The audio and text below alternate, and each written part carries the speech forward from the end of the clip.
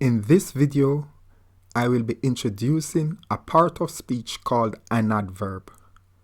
Things to consider will be the character representation, the alphabet representation or interface, and the pronunciation.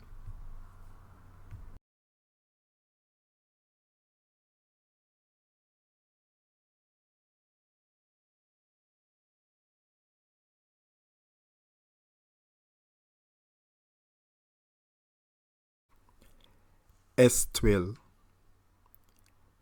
estwil, estwil, estwil.